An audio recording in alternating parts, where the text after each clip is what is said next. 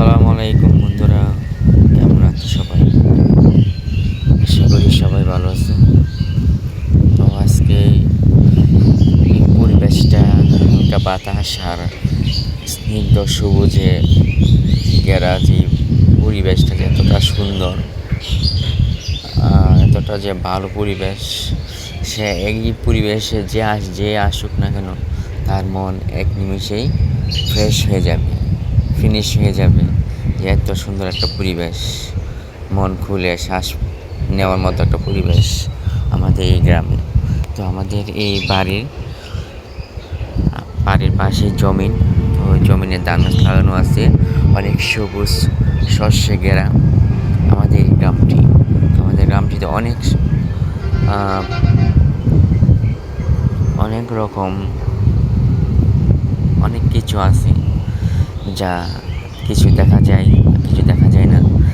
যেমন ধরেন বাতাস আমরা অনুভব করি, কিন্তু দেখা যায় না, মানে ধরা যায় না।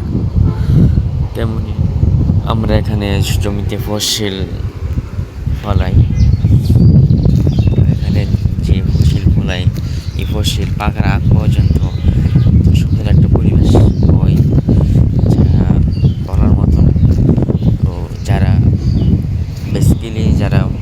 সকালবেলা ঘুম থেকে ওঠে, তারা একমাত্র এই বাতাস আর এই স্নিগ্ধ অনুভব, এই নরম এই পরিবেশটা উপভোগ করতে পারে। তো আমি সবসময় ঘুম থেকে সবার আগেই উঠি।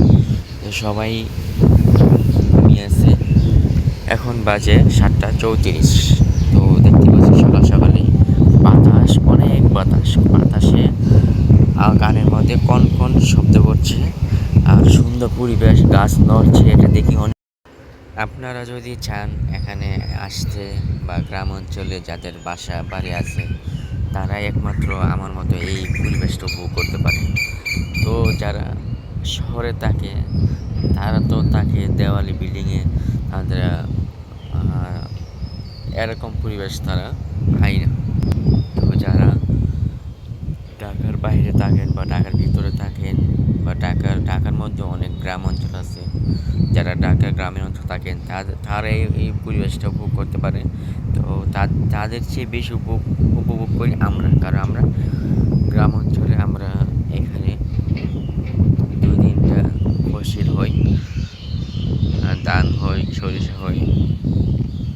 তো যাই হোক, আজকে সকাল ঘুম থেকে উঠে দেখলাম যে পরিবেশটা এতটাই শান্তশিষ্ট, আর বাতাসে কন কন শব্দ করছে, তাই ভিডিও করে দিলাম, আপনাদের মাঝে শেয়ার করে দিলাম।